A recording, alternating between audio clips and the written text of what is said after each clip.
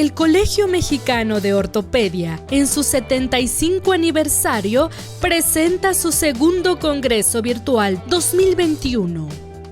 El doctor Ignacio Bermúdez Soto es jefe del Servicio de Extremidad Superior en el Hospital de Traumatología de la Unidad de Alta Especialidad Dr. Victorio de la Fuente Narváez.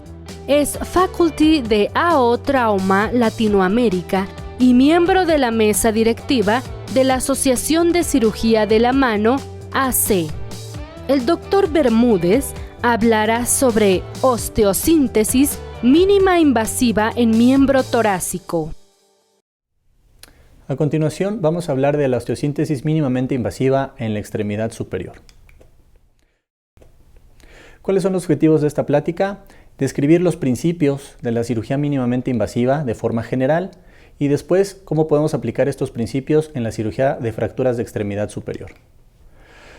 ¿Qué es lo que pasa después de tener una cirugía muy pesada con una fractura muy compleja? Muchas veces no nos ponemos a pensar si nos tardamos demasiado tiempo, si el paciente sangró demasiado, si hicimos las maniobras adecuadas para reducir la fractura o si hicimos el abordaje correcto.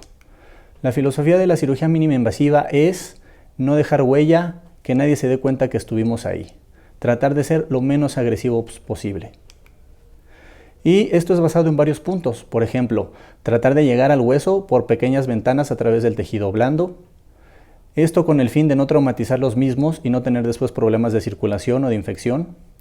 También acercarnos al hueso lejos del foco de fractura. Esto va a provocar que tengamos que utilizar maniobras indirectas para la reducción de la misma.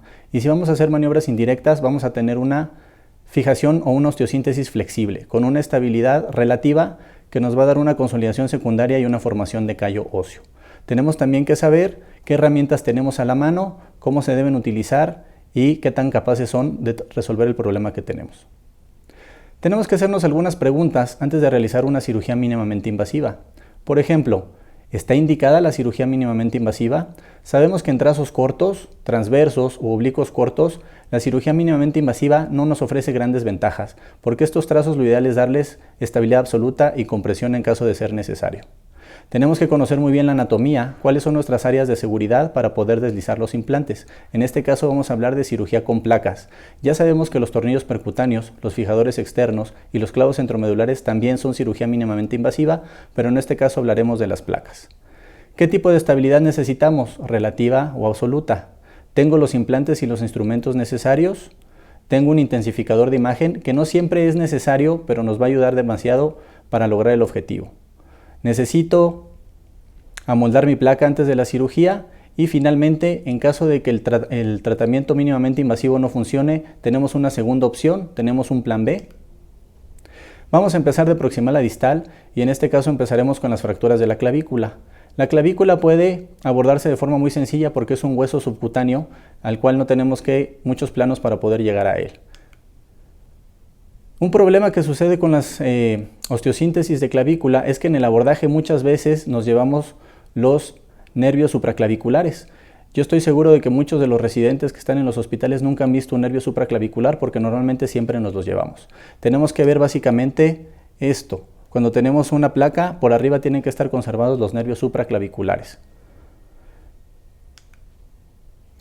Nos podemos ayudar con fijadores externos pequeños, como se hizo en las primeras dos fotografías, porque reducir una fractura de clavícula de forma cerrada suele ser muy complicado. En cuanto al húmero, muchos de mis profesores pensaban que las osteosíntesis con placa deslizada eran imposibles por los paquetes neurovasculares, sobre todo por el nervio radial, que no importa por dónde se aborde el brazo, nos lo vamos a encontrar tarde o temprano. Básicamente en el 2003, el profesor William Díaz Belanguero estandarizó la forma en la que se hace la cirugía mínimamente invasiva en el húmero. Ya está muy establecido cuáles son los pasos que se tienen que seguir y cuáles son las referencias anatómicas para hacer el abordaje.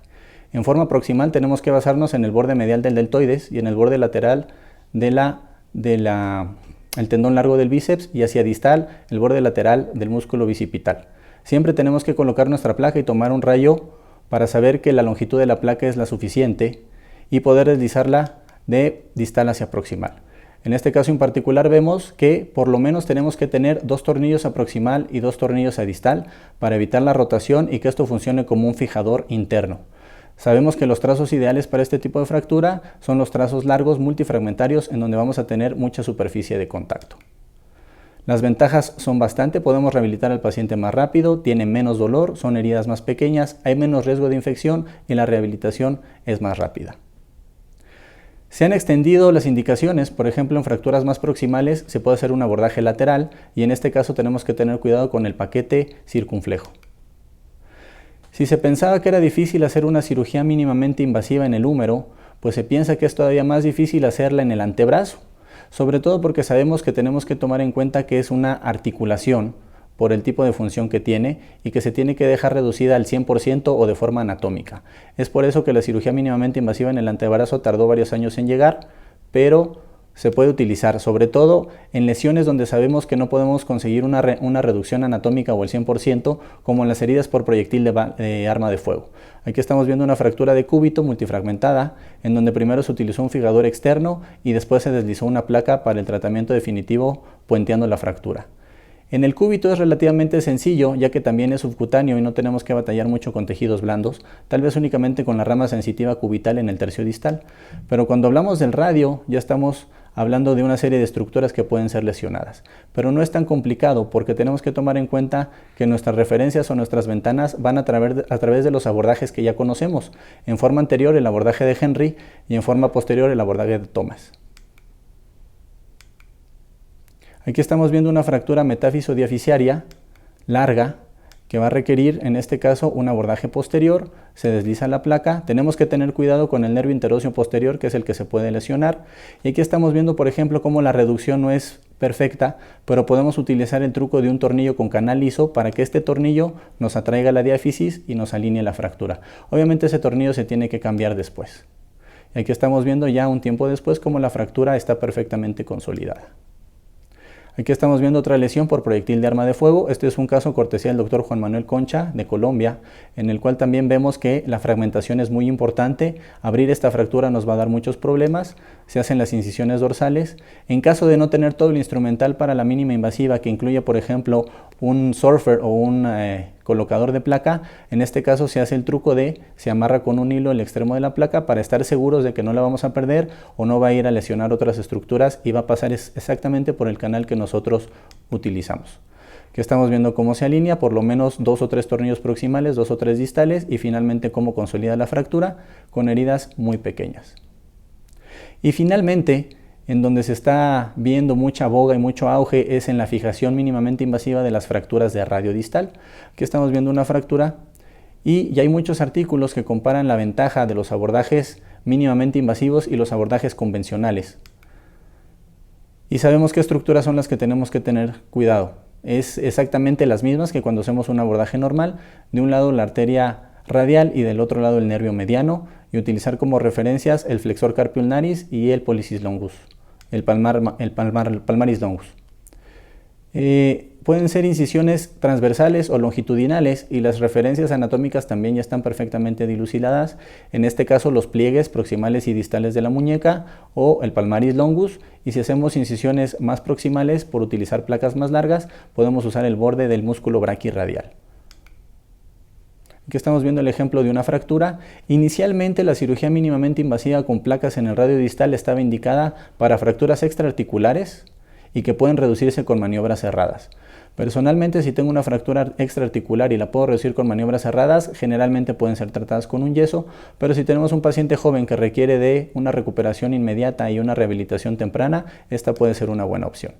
Aquí estamos viendo los pequeños incisiones que se realizan. Todo esto es tratando de preservar el pronador cuadrado. Hay que verlo y poder deslizar la placa por debajo de él. Las incisiones son muy pequeñas y se obtiene un buen resultado radiográfico.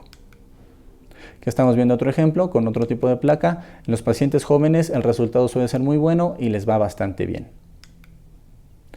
Es tanto el auge que ha tenido la fijación de las fracturas de radio distal que ya se han ideado dispositivos especiales y placas especiales para poder hacer este tipo de cirugía.